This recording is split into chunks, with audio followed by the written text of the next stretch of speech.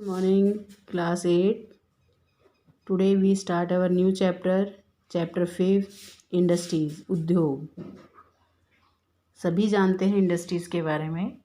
हमारे आसपास आज बहुत सारी इंडस्ट्रियाँ हैं जो हमें हमारी ज़रूरतों को पूरा करती हैं और एक इंडस्ट्रियल एरिया डेवलप हो रहा है और इससे हमारी जो इंडिया की इकनॉमी है वो भी एक अच्छे से डेवलप होती है, हेल्प करती है इंडस्ट्रीज़ उसको डेवलप करने में। तो आज हम पढ़ेंगे इंडस्ट्रीज़ कैसे चीज़ों को हमारे पास पहुंचाती है फिनिश गुड करके। आपने कभी सोचा है बेटा, एक ये फैक्ट है, एक जो नोटबुक है हमारे पास जो हम यूज़ करते हैं लिखने के लिए, ये कहाँ से आई है? After a long process of manufacturing has come to you, मतलब आपके पास आई है किसके बाद? एक लंबी प्रक्रिया मैन्युफैक्चरिंग के निर्माण की, उसके बाद। इट स्टार्टेड इट्स लाइफ, वो ये शुरुआत करता है अपना जीवन कैसे? ए पार्ट ऑफ ए ट्री, यानी ट्री के एक हिस्से से, और फिर कट डाउन होता है, यानी ट्री कट डाउन करते हैं यानी काट देते हैं। ट्रांसपोर्ट होता है प्लम मिल में, यानी गुद्दे की जो मिल होती है, पेपर मिल्स होती है। There are wood of the tree, जो वुड होती है ट्री की, was proceeded and converted into wood plum, उसको प्रोसीड किया जाता है और बदल दिया जाता है लकड़ी के गुद्दे के रूप में, यानी उनके टुकड़ों के रूप में। और जो वुड प्लप्स होते हैं वो मिक्स कर दिए जाते हैं केमिकल्स के साथ और फाइनली चेंज हो जाते हैं वो पेपर में। तो कैसे एक ट्री से पेपर बनता है, आपने ये देखा। ट्री का पार्ट होता है, पेपर जो होता है वो ट्री का पार्ट होता है। इसको कट डाउन किया जाता है, इसको ट्रांसपोर्ट किया जाता है, ले जाया जाता है प्लम मिल्स के पास। वो जो ट्री की वुड होती है उसको प्रोसीड किया जाता है, कन्वर्ट किया जाता है वुड प्लम में, फिर वुड प्लम को मिक्स किया जाता है केमिकल से और फाइनली वो पेपर बन जाता है। देखिए पिक्चर देखिए, ये ट्री है, जर्नी बिगेन होती है और फिर बाद में जो पेपर मेड होता है रिसाइकल के बाद। समझ में आया बेटा? अब आप देखिए इसमें कैसे होता है बेटा पेपर? मशीनों के द्वारा। जो पेपर फाउंड होता है it way to the press where ink made from chemical, ये जो पेपर पाया जाता है इस वे में, इस तरीके से वो प्रेस होता है जहाँ पे इंक बनती है, किससे? केमिकल से। Was use to print the lines on the page, आपने अखबार देखा होगा, उसकी लाइंस को प्रिंट करने के लिए इंक का इस्तेमाल किया जाता है। और जो page were then bound in the form of a notebook, और फिर ये जो पेजेस है इनको बांध दिया जाता है एक नोटबुक के रूप में, पैक्ड कर दिया जाता है, सेंड टू द मार्केट, फिर मार्केट में भेज दिया जाता है सेल के लिए। फाइनली ये आपके हाथों में आ जाता है। क्या आ जाता है आपके हाथों में? पेपर। समझ में आया? पेपर को प्रेस में डाल दिया जाता है, वहाँ इंक के द्वारा जो केमिकल से इंक बनती है उसको यूज़ किया जाता है प्रिंट करना, इनकी लाइंस, जो पेजेस पे लाइन होती है उसको प्रिंट करने के लिए।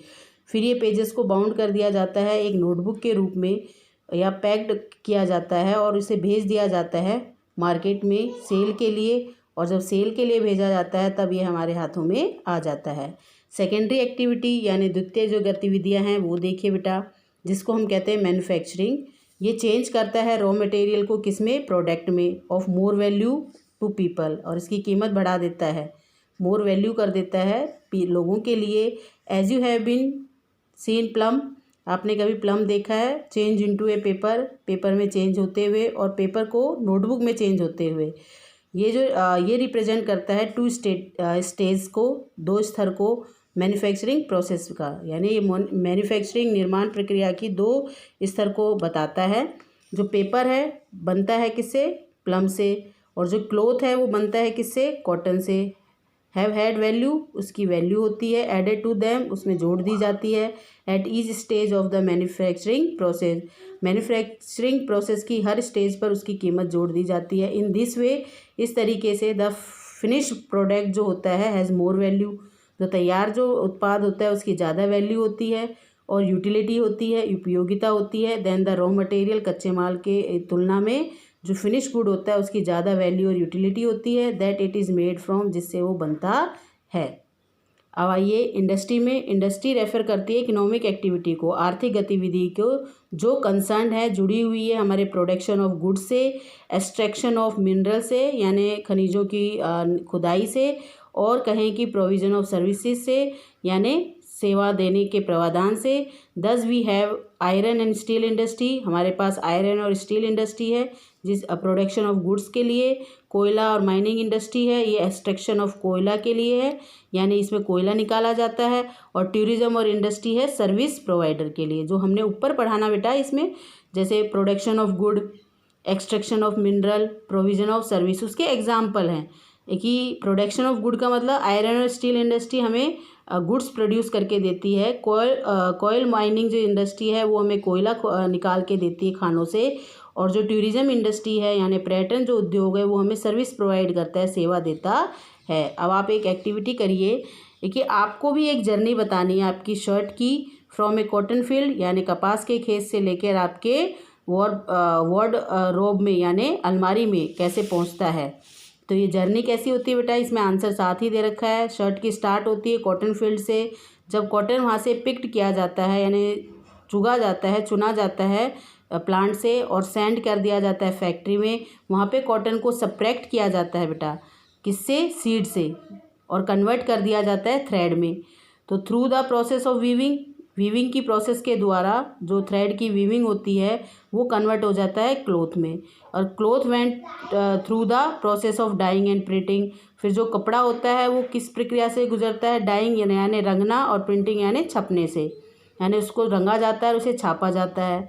और जो गारमेंट्स इंडस्ट्री होती है, इन द गारमेंट इंडस्ट्री जो क्लोथ होता है वो कन्वर्टेड हो जाता है शर्ट में, ठीक है। और शर्ट जो होती है वो पैक होती है, फिर वो मार्केट में सेल के लिए जाती है और फाइनली आपके पास वो पहुंच जाती है आपकी अलमीरा में, यानी कपड़ों की जो अलमारी है उसमें पहुंच जाती है। अब देखा कैसे एक शर्ट आपके पास पहुंचती है, कितने प्रोसेस से गुजरना पड़ता है उसे।